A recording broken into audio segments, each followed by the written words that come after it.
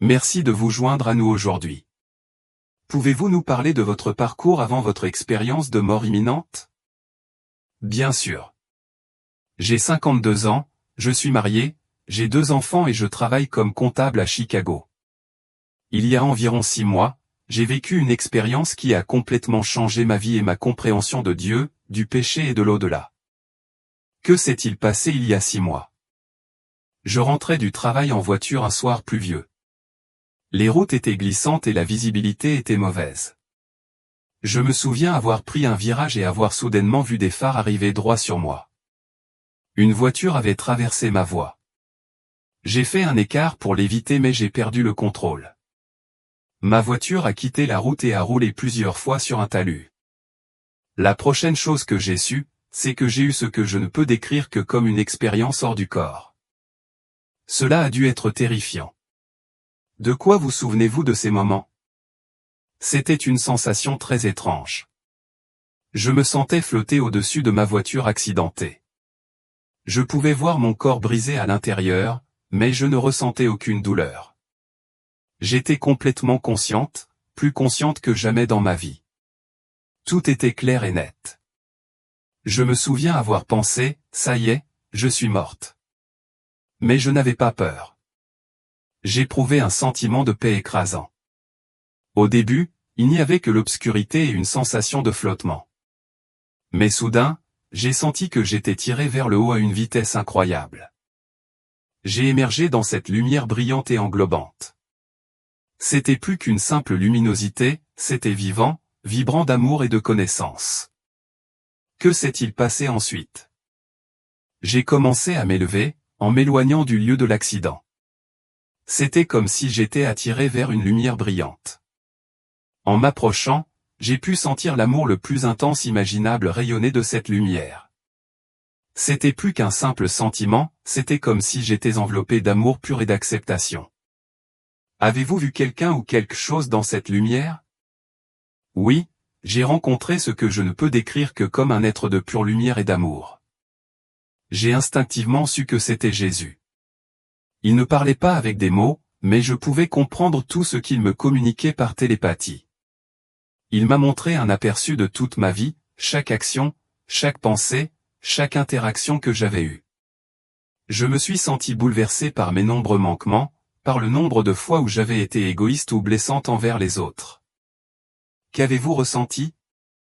J'ai ressenti un profond remords et une honte intense. Mais Jésus ne me jugeait pas durement. Je pouvais sentir son amour infini et son pardon m'envahir. Il m'a montré que tous mes péchés, même les pires, pouvaient être pardonnés si je me repentais vraiment et me tournais vers Dieu. Cela semble être une expérience incroyablement puissante. Jésus vous a-t-il montré autre chose? Oui, c'est là que les choses ont pris une tournure inattendue. Jésus a commencé à me révéler les réalités spirituelles plus profondes derrière notre existence terrestre. Il m'a montré qu'il y avait un péché, et un seul, que Dieu ne pardonnerait en aucune circonstance. Pouvez-vous nous en dire plus à ce sujet? Qu'est-ce qui rendait ce péché différent? Il m'a été clairement expliqué qu'il existe un péché que Dieu ne pardonne pas. Ce n'est pas ce que la plupart des gens pourraient penser, ce n'est pas le meurtre, l'adultère ou l'un des péchés capitaux, communément cités. Le péché impardonnable est le blasphème contre le Saint-Esprit. Jésus a expliqué qu'il ne s'agissait pas simplement de maudire ou de dire du mal de Dieu. C'était quelque chose de bien plus grave et rare. C'est un terme que beaucoup de nos auditeurs ne connaissent peut-être pas. Pouvez-vous expliquer ce que cela signifie en vous basant sur votre expérience? En termes simples, le blasphème contre le Saint-Esprit est le rejet délibéré de l'œuvre de Dieu et son attribution au mal. Mais c'est plus qu'un simple doute momentané ou une pensée fugace. C'est un déni persistant et volontaire de la vérité, même lorsqu'elle est juste devant vous. Pouvez-vous nous expliquer exactement ce qu'implique ce péché?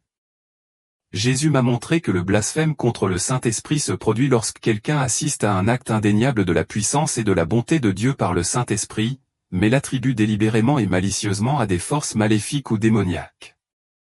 Il ne s'agit pas seulement de doute ou d'incrédulité, mais d'un rejet et d'une perversion volontaire de ce que vous savez dans votre cœur être la vérité divine. C'est un concept lourd. Pouvez-vous nous donner un exemple précis de ce à quoi cela pourrait ressembler? On m'a montré des scénarios dans lesquels des personnes ont été témoins de miracles indéniables ou ont expérimenté la présence de Dieu dans leur vie, mais ont choisi d'attribuer ces expériences à des forces démoniaques ou de les nier complètement. Il ne s'agit pas seulement de scepticisme ou de questionnement, mais d'un endurcissement du cœur contre l'essence même de la bonté de Dieu. Pourquoi ce péché particulier est-il considéré comme impardonnable, surtout lorsque Dieu semble offrir le pardon pour tout le reste? Cette question va droit au cœur du problème, n'est-ce pas? Ce que j'ai compris, c'est que ce n'est pas que Dieu ne veut pas pardonner ce péché, mais que la nature même de ce péché rend le pardon impossible. Quand quelqu'un blasphème contre le Saint-Esprit, il se ferme essentiellement à la source même de la grâce et du pardon. Ce faisant, il rejette les moyens par lesquels il pourrait être restauré. Jésus a-t-il jamais expliqué pourquoi ce péché particulier est impardonnable? Oui, il l'a fait.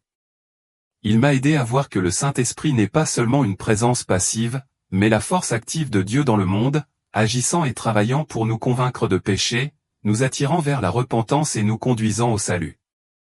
Quand quelqu'un blasphème contre l'Esprit, il rejette le mécanisme même par lequel le salut est offert. Il ferme la porte à la grâce et au pardon de Dieu, ce qui l'empêche de faire l'expérience de la rédemption qui est toujours disponible.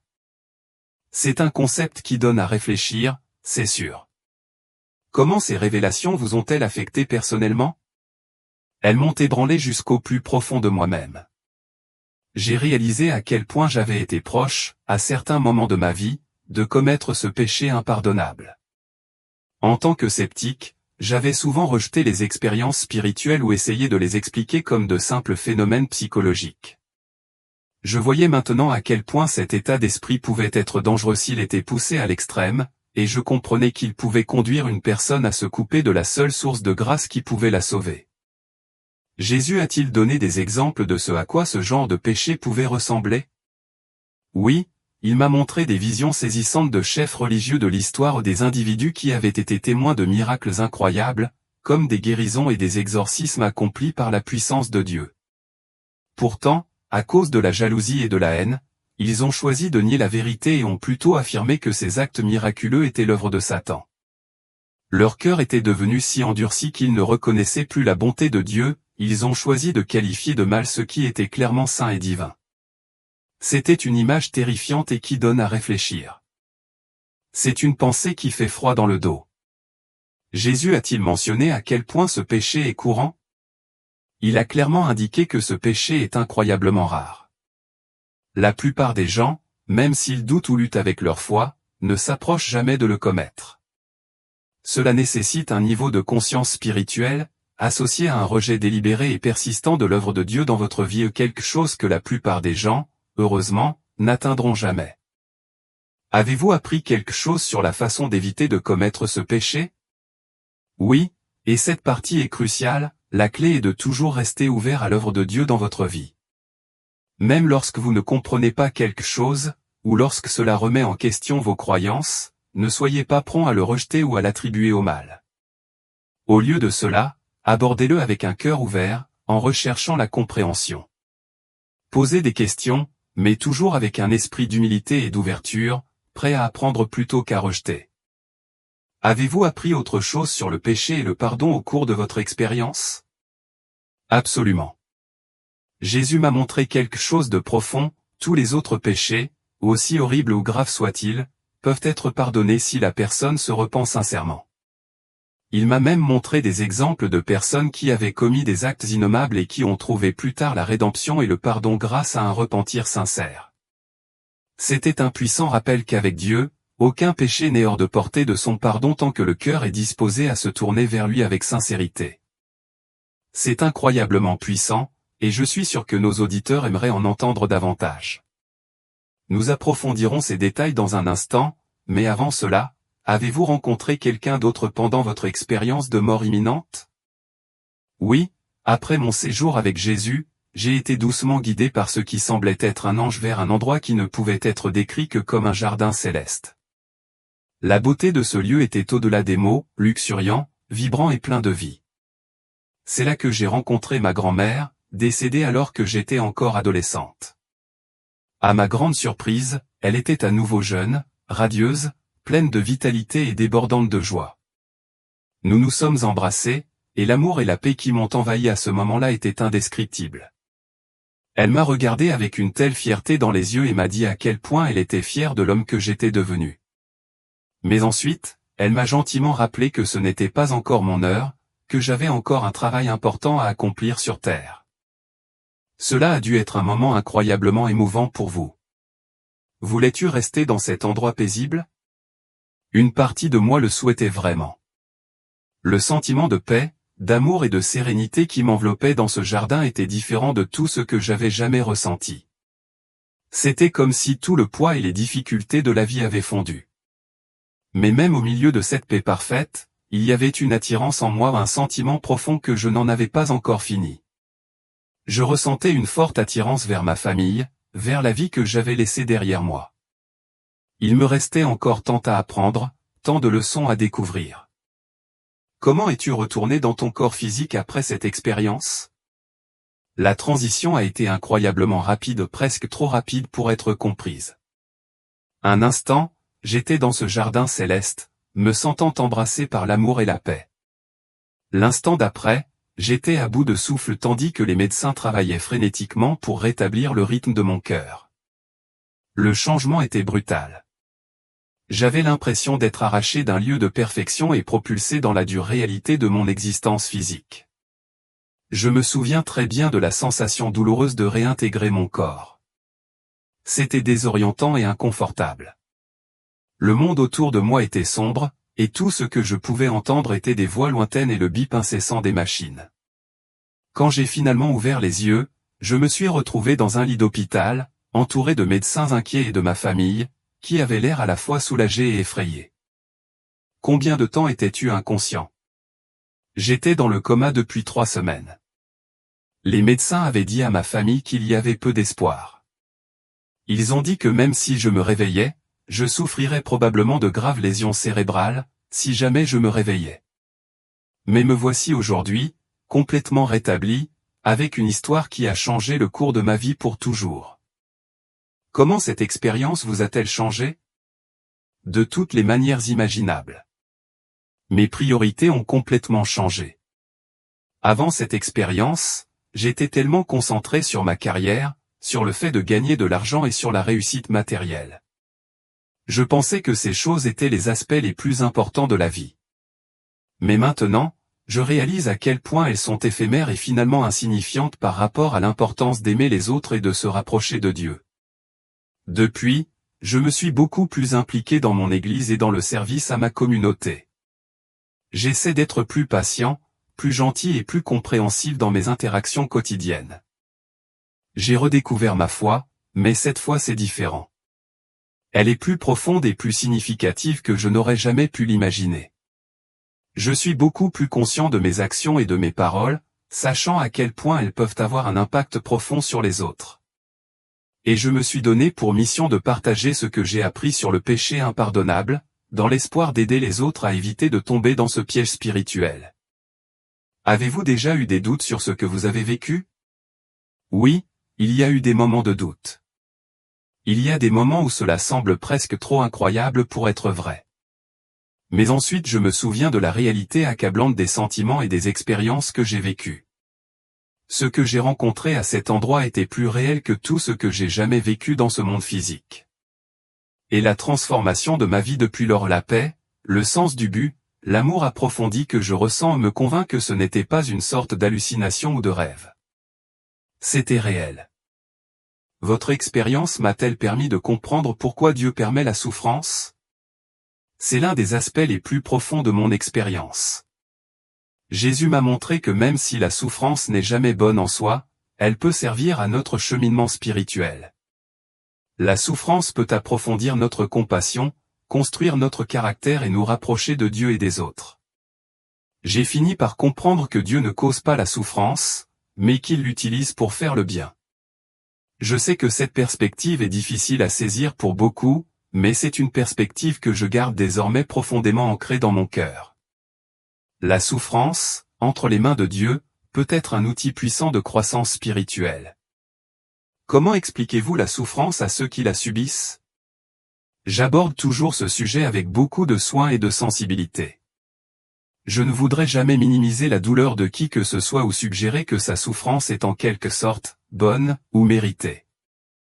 Au lieu de cela, j'essaie d'offrir de l'espoir en partageant comment Dieu peut apporter beauté et transformation, même dans les situations les plus sombres et les plus douloureuses. Il est important de reconnaître la profondeur de leur douleur sans essayer de se précipiter pour trouver des solutions ou des explications.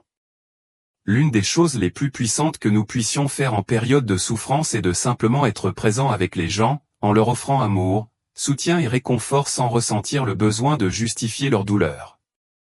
Je crois que Dieu souffre à nos côtés et que notre douleur n'est jamais dénuée de sens à ses yeux.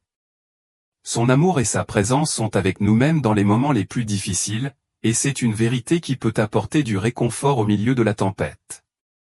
Avez-vous eu une notion du temps pendant votre expérience? Le temps dans ce royaume était différent de tout ce que nous vivons ici sur Terre.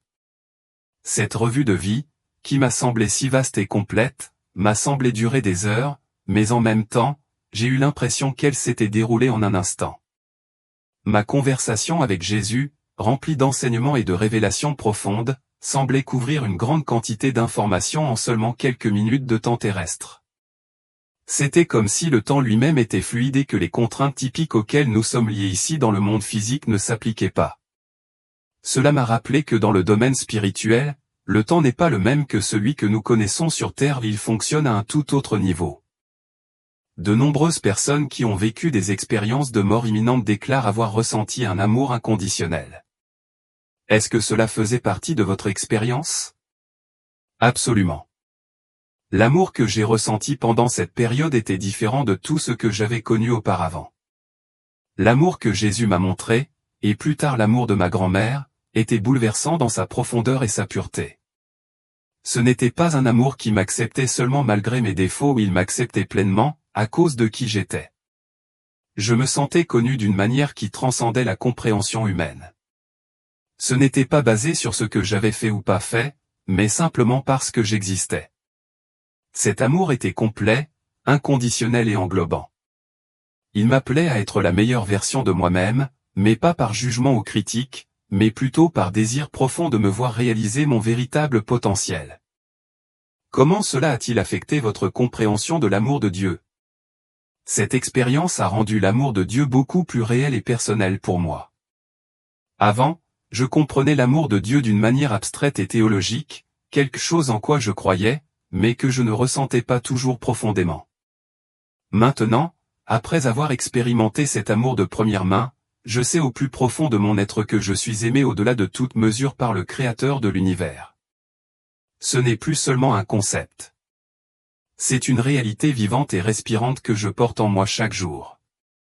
Savoir que je suis aimé aussi profondément est à la fois une leçon d'humilité et une source de pouvoir. Cela change la façon dont je me vois, les autres et le monde qui m'entoure. Avez-vous rencontré des critiques ou du scepticisme à propos de vos affirmations?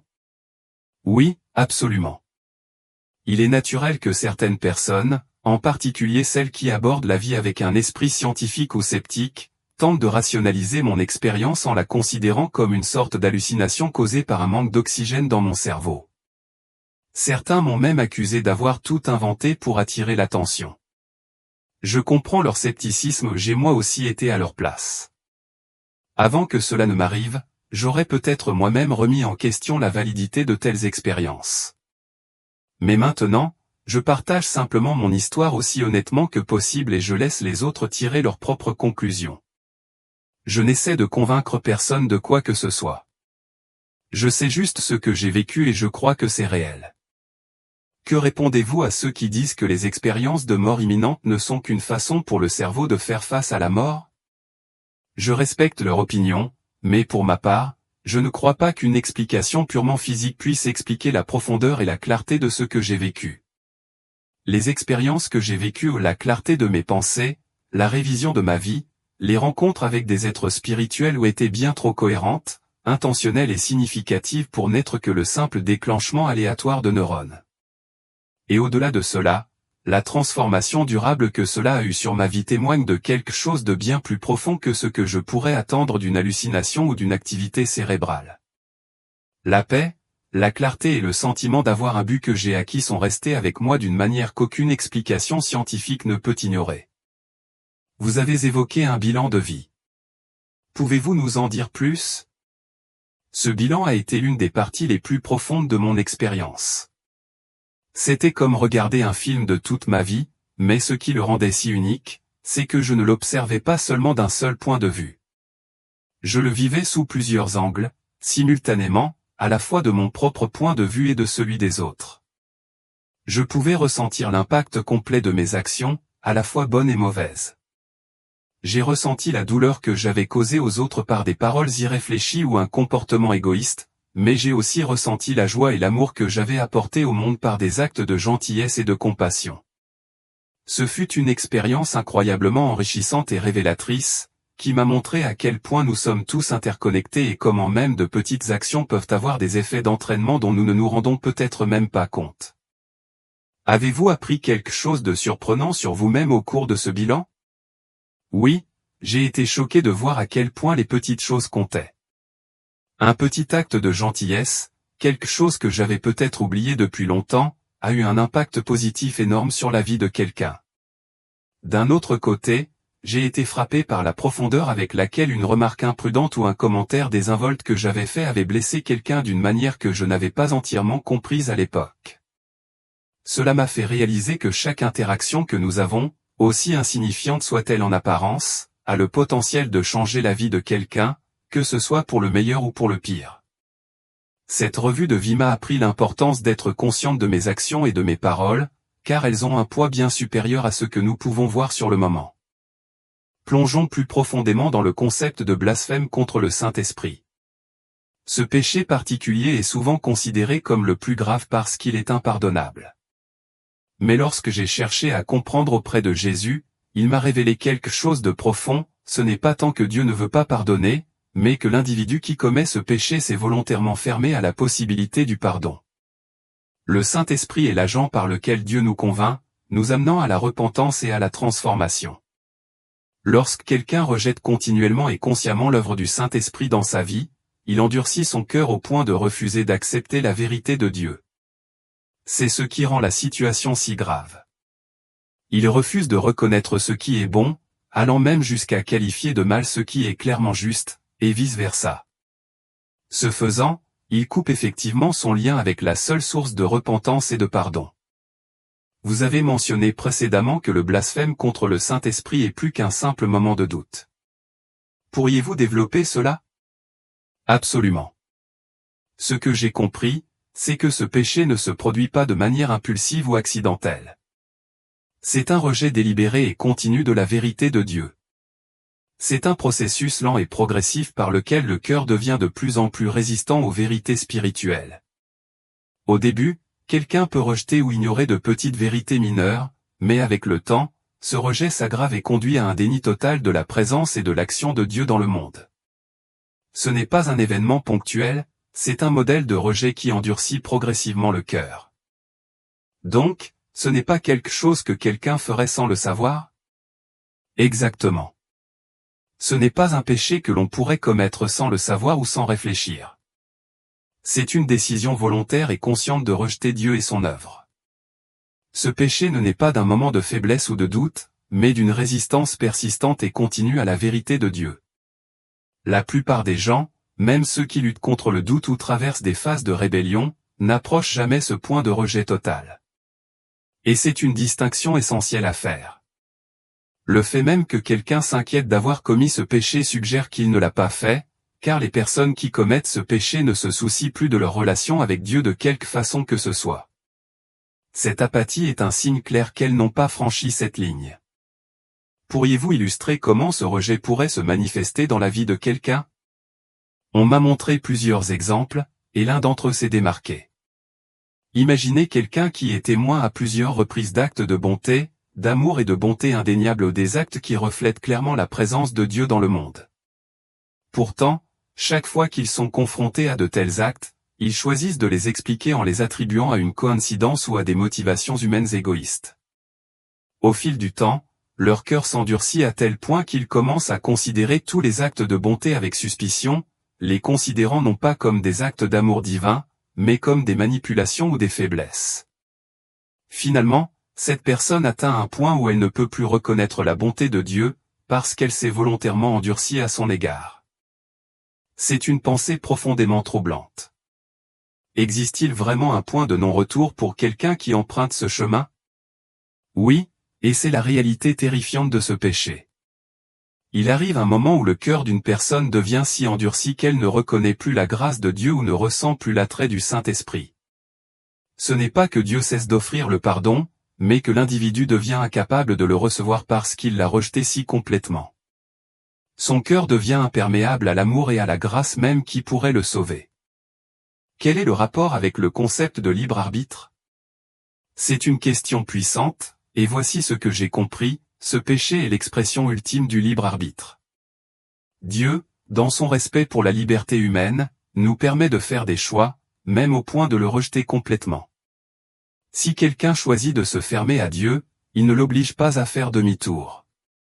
La tragédie réside dans le fait qu'en choisissant de rejeter Dieu, nous rejetons également la source de tout amour, de toute bonté et de tout espoir. En substance, nous choisissons de nous séparer de tout ce qui peut nous apporter la paix et le salut. Plus tôt, vous avez mentionné que vous aviez été sur le point de commettre ce péché dans le passé. Pourriez-vous nous en dire plus à ce sujet? Oui, j'étais professeur de sciences, profondément sceptique et dédaigneux des questions spirituelles. J'attribuais souvent les expériences spirituelles à des phénomènes psychologiques plutôt que de les voir pour ce qu'elles étaient. Je me souviens qu'un collègue m'avait un jour fait part d'une expérience spirituelle profondément émouvante, et je l'avais prise à la légère, suggérant même qu'il devrait peut-être consulter un psychiatre. En y repensant, je me rends compte à quel point j'étais dangereusement proche de franchir cette ligne en me moquant de quelque chose qui était profondément réel. Je n'ai pas reconnu l'œuvre du Saint-Esprit dans ma vie et dans celle des autres, et ce faisant, j'ai presque laissé mon cœur s'endurcir. Comment cette prise de conscience vous a-t-elle affecté à l'avenir? Cette expérience m'a rendu beaucoup plus prudent et humble dans ma façon d'aborder les questions spirituelles. Je suis maintenant beaucoup plus conscient de la façon dont je parle des œuvres de Dieu et du Saint-Esprit.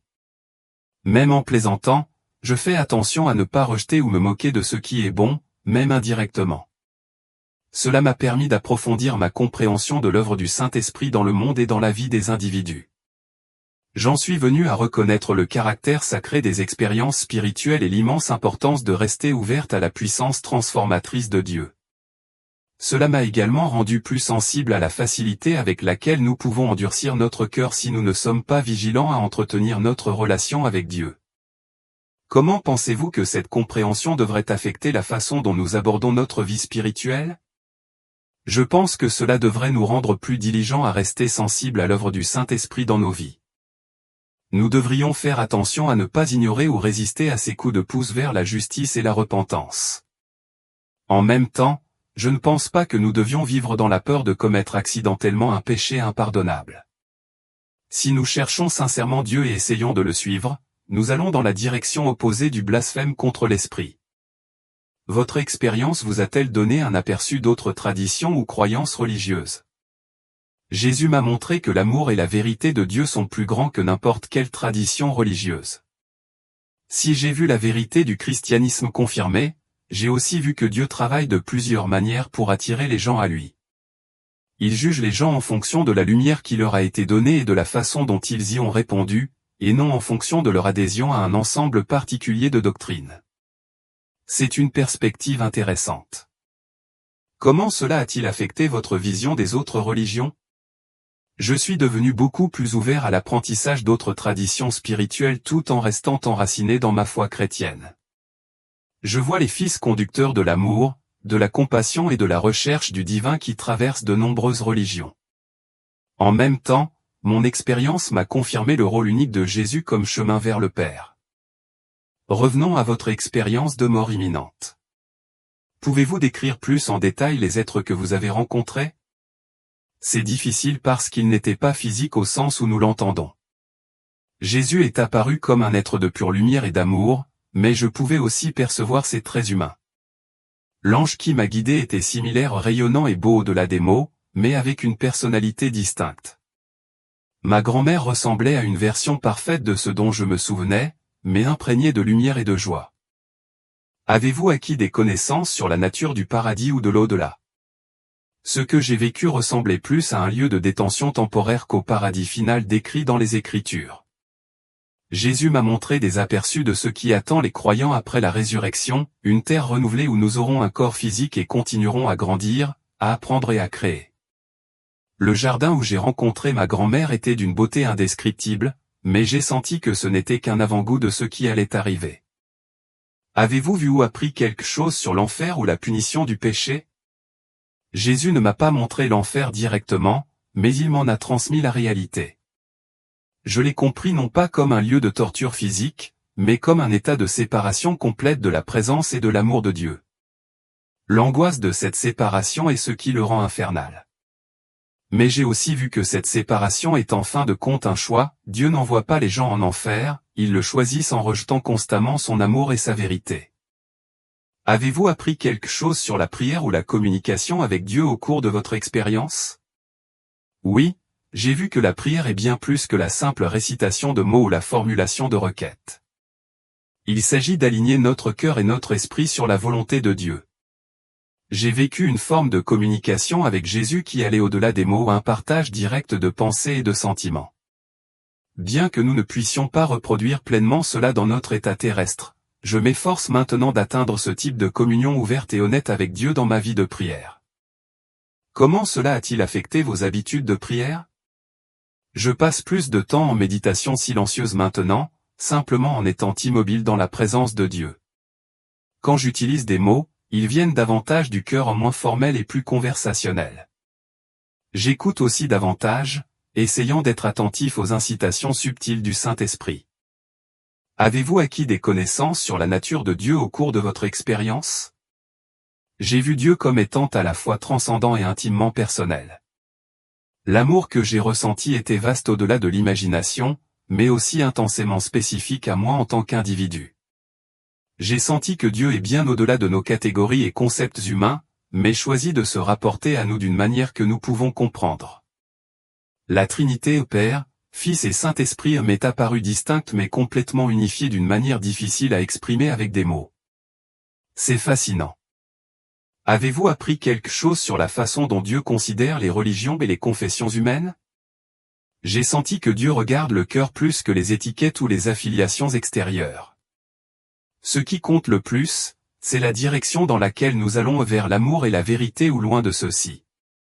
J'ai vu qu'il y a de la vérité dans de nombreuses traditions spirituelles, mais aussi que Jésus offre un lien unique et direct avec le Père. Votre expérience a-t-elle changé votre vision de la mort et du fait de mourir? Je n'ai plus peur de la mort. J'ai fait l'expérience de ce qui se trouve au-delà, et même si je ne suis pas pressé de quitter cette vie, je sais que quelque chose d'extraordinaire nous attend. En même temps, j'apprécie davantage le don de la vie et les opportunités que nous avons ici pour grandir, aimer et faire une différence. Chaque jour me semble plus précieux maintenant. Avez-vous acquis des connaissances sur le but de la vie humaine?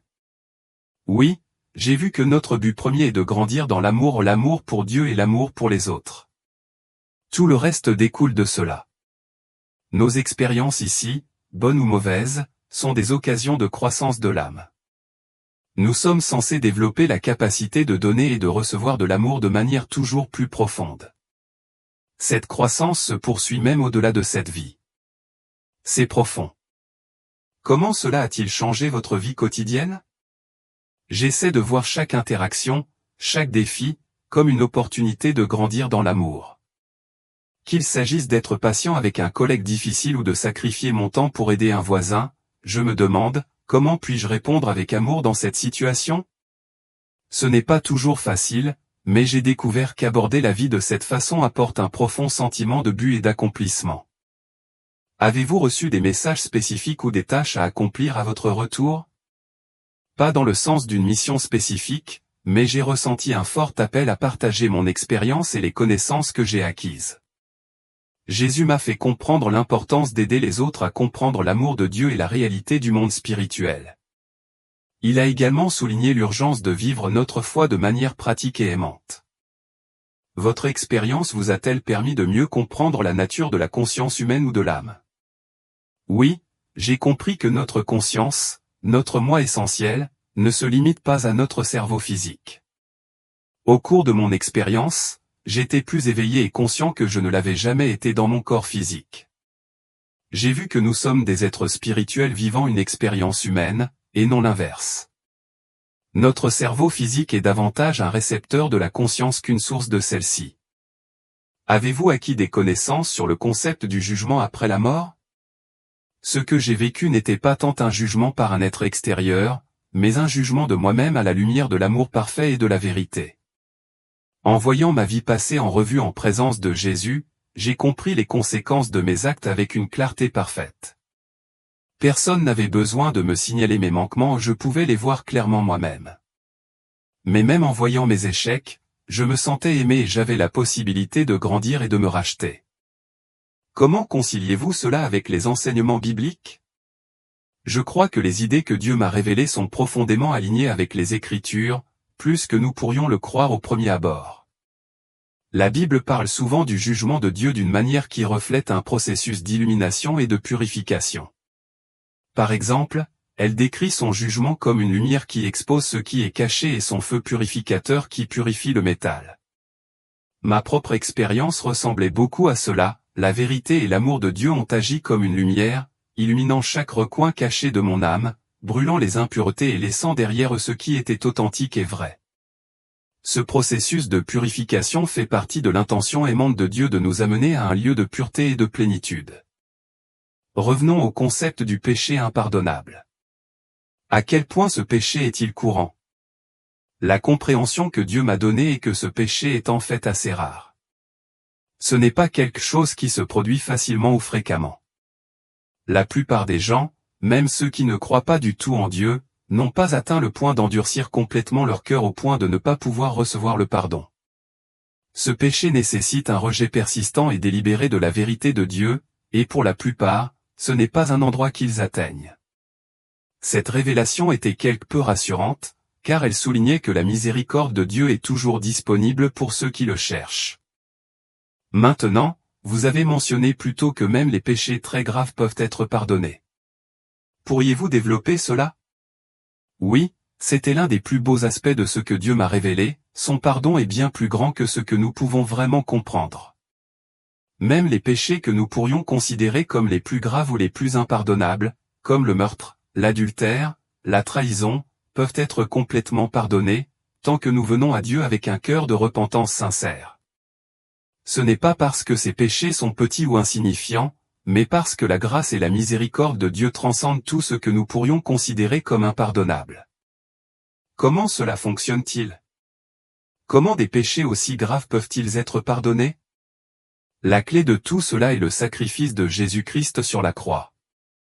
Lorsque Jésus est mort, il a pris sur lui la punition pour tous les péchés, passés, présents et futurs. Cela signifie que quelle que soit la gravité du péché, il a déjà été payé par la mort de Jésus. Ainsi, lorsque nous nous présentons devant Dieu dans une véritable repentance, nous ne lui demandons pas d'ignorer notre péché, mais plutôt de reconnaître que le prix de notre péché a déjà été payé. L'œuvre du pardon ne consiste pas à ignorer la gravité du péché, il s'agit de reconnaître que la peine qui en découle a été pleinement payée par Jésus. C'est un puissant message d'espoir qui offre la possibilité de la rédemption, quelle que soit la profondeur de nos manquements. Dieu vous a-t-il montré comment nous devrions réagir à ce pardon?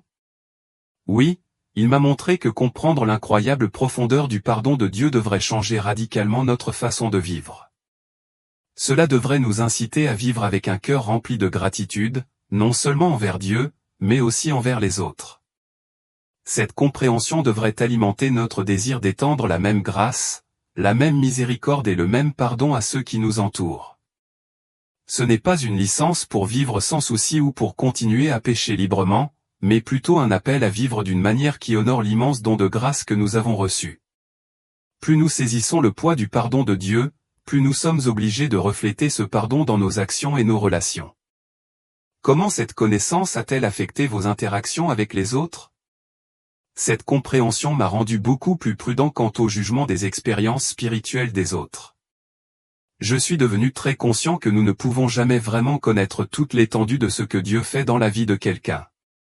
J'essaie d'encourager les autres à rester ouverts à la direction du Saint-Esprit et à faire attention à ne pas rejeter les expériences spirituelles comme étant sans intérêt ou démoniaques. Dieu agit de manière qui dépasse souvent notre compréhension, et il est important d'approcher les autres avec grâce et discernement, plutôt que de qualifier hâtivement leurs expériences d'invalides. Cela a approfondi mon empathie et mon désir de soutenir les autres dans leur cheminement spirituel, peu importe à quel point leurs expériences peuvent sembler non conventionnelles ou inconnues. Avez-vous rencontré quelqu'un qui, selon vous, pourrait être en danger de commettre ce péché? Oui, j'ai rencontré quelques personnes qui semblent être sur un chemin où elles rejettent délibérément et systématiquement les preuves évidentes de l'œuvre de Dieu dans leur vie. C'est vraiment déchirant d'en être témoin. Dans ces situations, j'essaie de les encourager doucement à reconsidérer leur position et à rester ouvertes à la possibilité qu'elles se trompent. Mais en fin de compte, c'est à elles de faire leur choix. Il est important de respecter leur libre arbitre tout en offrant amour et vérité, en espérant qu'ils seront ouverts à la lumière de la direction de Dieu avant qu'il ne soit trop tard. Avez-vous vu quelqu'un qui avait commis ce péché? Non, je n'ai pas vu d'individu spécifique qui avait commis ce péché. Cependant, Jésus m'a montré à quoi pourrait ressembler l'état spirituel de quelqu'un qui atteint ce point. C'était comme regarder une âme qui s'était tournée vers l'intérieur, rejetant la lumière de l'amour de Dieu à un tel point qu'elle ne pouvait plus la percevoir ou la recevoir. C'était une image terrifiante, qui traduisait l'isolement total qui résulte du fait de se détourner volontairement de la vérité. Mais Jésus a également précisé que cet état est extrêmement rare et qu'il est le résultat d'un rejet répété et intentionnel de la vérité et de l'amour au fil du temps. En parlant de péché et de pardon, pouvez-vous expliquer comment vous avez vu d'autres péchés être pardonnés lors de votre examen de vie? Ce dont j'ai été témoin était incroyablement beau et humiliant. Chaque péché, quelle que soit sa gravité, a été accueilli avec une effusion de l'amour et de la compréhension de Dieu. J'ai vu combien d'erreurs naissent de la souffrance, de la confusion ou de l'ignorance. Le pardon de Dieu n'était pas seulement un pardon légal, c'était une guérison, une restauration du cœur. Le contraste avec le péché impardonnable le rendait encore plus frappant. Alors que le pardon coule librement pour ceux qui le recherchent, le péché impardonnable représente le rejet total de ce processus de guérison. C'est une image puissante. Avez-vous vu comment ce pardon fonctionne en termes pratiques? Oui, on m'a montré comment une repentance authentique ouvre le cœur pour recevoir le pardon de Dieu. Il ne s'agit pas de se complaire dans la culpabilité ou de se punir pour ses erreurs. La repentance implique de reconnaître nos mauvaises actions, de comprendre le mal qu'elles causent et d'avoir un désir sincère de changer. Lorsque nous approchons Dieu avec ce cœur, son pardon coule librement, nous guérit profondément et se propage souvent pour guérir d'autres personnes que nous avons affectées. Ce n'est pas seulement un acte abstrait, il a des effets profonds et tangibles sur nos vies et nos relations. C'est magnifique. Mais cela nous ramène au péché impardonnable. Pourquoi le blasphème contre le Saint-Esprit est-il différent? Ce que j'ai compris, c'est que le blasphème contre le Saint-Esprit est essentiellement le rejet complet du processus de repentance et de pardon. C'est un refus conscient et persistant d'accepter l'amour et la guérison de Dieu au point de devenir incapable de les recevoir. C'est comme se tenir sous une averse mais refuser de reconnaître que l'on est mouillé, à tel point que l'on ne sent plus la pluie. On rejette la vérité même qui pourrait nous sauver et, ce faisant, on se ferme à la grâce de Dieu. Comment pensez-vous que cette compréhension peut aider les gens dans leur vie quotidienne? Je crois que cette compréhension peut offrir plusieurs avantages clés. Tout d'abord, elle peut atténuer l'anxiété que ressentent de nombreuses personnes quant à savoir si elles ont commis le péché impardonnable. Si vous vous inquiétez à ce sujet, cette inquiétude en elle-même est un signe que vous ne l'avez pas commis, car les personnes qui atteignent ce point ne se soucient plus de leur relation avec Dieu. Deuxièmement, elle nous encourage à rester ouverts et humbles, prêts à reconnaître la bonté et la vérité même lorsque cela remet en question nos idées préconçues. Enfin, elle nous rappelle avec force l'immense amour et le pardon que Dieu nous accorde lorsque nous y sommes ouverts. Nous devons rester réceptifs à cet amour, en cherchant toujours à rester connectés à lui. Votre expérience vous a-t-elle permis de mieux comprendre la nature du libre arbitre humain et de la souveraineté de Dieu? Oui, j'ai compris que le libre arbitre et la souveraineté de Dieu fonctionnent ensemble d'une manière difficile à saisir de notre point de vue humain. Dieu respecte profondément notre libre arbitre. Il ne nous force pas à l'aimer ou à lui obéir. En même temps, il travaille continuellement à nous rapprocher de lui et à faire ressortir le bien même de nos pires choix. C'est une belle danse entre la liberté humaine et la direction divine, où Dieu travaille patiemment dans nos vies tout en respectant nos choix. C'est un sujet complexe. Comment l'expliquer aux autres? J'utilise souvent l'analogie d'un parent et d'un enfant. Un bon parent guide et enseigne son enfant, mais ne contrôle pas chaque décision que prend l'enfant. Il permet à l'enfant de faire des choix, même des erreurs, tout en étant toujours là pour nous aider à nous réorienter lorsque cela est nécessaire. Dieu fait la même chose avec nous, mais à une échelle beaucoup plus grande et plus profonde. Il nous invite à choisir l'amour, la vérité et la justice, mais il ne nous forcera pas la main. Le choix nous appartient toujours, et pourtant, Dieu ne cesse jamais de nous tendre la main, prêt à nous aider à grandir et à revenir à lui. Avez-vous acquis des connaissances sur le rôle de la religion dans la spiritualité humaine? Oui, j'ai vu que la religion organisée peut servir à la fois d'aide et d'obstacle à la véritable spiritualité. Dans le meilleur des cas, la religion fournit un cadre structuré pour comprendre Dieu et offre une communauté de soutien pour la croissance et l'encouragement. Cependant, elle peut aussi devenir un obstacle lorsqu'elle devient trop rigide et légaliste, se concentrant davantage sur le respect des règles et des traditions que sur l'entretien d'une relation vivante et dynamique avec Dieu. Jésus a clairement indiqué que, bien que les pratiques religieuses puissent être précieuses, il est bien plus préoccupé par l'état de notre cœur et l'authenticité de notre relation avec lui que par l'observance extérieure des rituels religieux. Il s'agit d'une question de transformation intérieure plutôt que de conformité extérieure. Votre expérience vous a-t-elle permis de mieux comprendre la nature du bien et du mal? Absolument. J'ai compris que le bien est enraciné dans l'alignement avec la nature de Dieu, son essence d'amour, de vérité et de créativité. Le mal, en revanche, n'est pas une force distincte dotée d'une existence indépendante. Il s'agit plutôt d'une distorsion, d'une déformation de ce qui est bien. Le mal n'existe que comme une corruption du bien voulu par Dieu, et il se nourrit de manière parasitaire de ce qui est vrai et pur. Cette compréhension m'a aidé à accepter l'existence du mal dans le monde. Ce n'est pas que Dieu est impuissant à l'arrêter, mais plutôt qu'il honore notre libre arbitre. Il nous laisse la liberté de choisir, même si cette liberté entraîne parfois des choix mauvais. Mais dans sa sagesse parfaite, Dieu œuvre pour faire naître le bien même dans les circonstances les plus douloureuses et les plus destructrices. Votre expérience vous a-t-elle permis de mieux comprendre la nature du temps et de l'éternité? Oui, j'ai acquis une compréhension profonde de la véritable nature du temps. Le temps que nous vivons dans notre monde physique est une construction liée à l'univers matériel, mais il ne s'applique pas de la même manière dans le domaine spirituel. Lorsque j'étais en présence de Dieu, j'avais l'impression que le temps lui-même n'avait aucune emprise. Ce que je percevais comme temps en passé, présent et futur semblaient coexister simultanément. J'ai réalisé qu'en présence de Dieu, le concept d'éternité n'est pas une idée lointaine et abstraite, mais une réalité présente. Cette expérience m'a fait voir des choses comme la prière et la prophétie différemment. Ce ne sont plus seulement des événements linéaires qui se produisent dans le temps, mais plutôt des intersections où le domaine éternel touche le domaine temporel, où la nature intemporelle de Dieu interagit avec notre expérience momentanée. Avez-vous appris quelque chose sur le but de la création ou sur la raison pour laquelle Dieu a créé l'univers? Oui, on m'a montré que la création est une expression de la nature inhérente de Dieu, sa créativité sans limite, son amour et son désir de relation.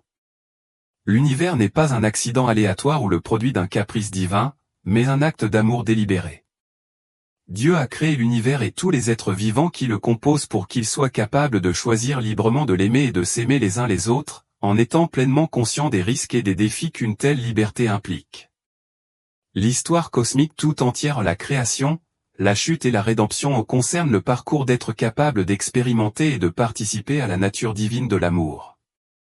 Il s'agit de faire naître des créatures capables de choisir l'amour, qui peuvent entrer librement en relation avec leur Créateur. Avez-vous rencontré des résistances de la part de communautés religieuses concernant votre message? Oui, j'ai rencontré une certaine résistance de la part de certaines communautés religieuses, en particulier celles qui sont mal à l'aise avec l'idée d'expérience de mort imminente, les considérant comme non bibliques ou incompatibles avec la doctrine traditionnelle. Certains ont également été en désaccord avec mon interprétation du blasphème contre le Saint-Esprit, le considérant comme un point de discorde. Cependant, j'ai également constaté que beaucoup d'autres personnes résonnent profondément avec mon message. Ils le voient comme une offre d'espoir et de clarté, et cela les a encouragés à ouvrir plus pleinement leur cœur à l'amour et à la grâce de Dieu. L'espoir? Pouvez-vous expliquer comment les gens trouvent de l'espoir dans un message sur un péché impardonnable?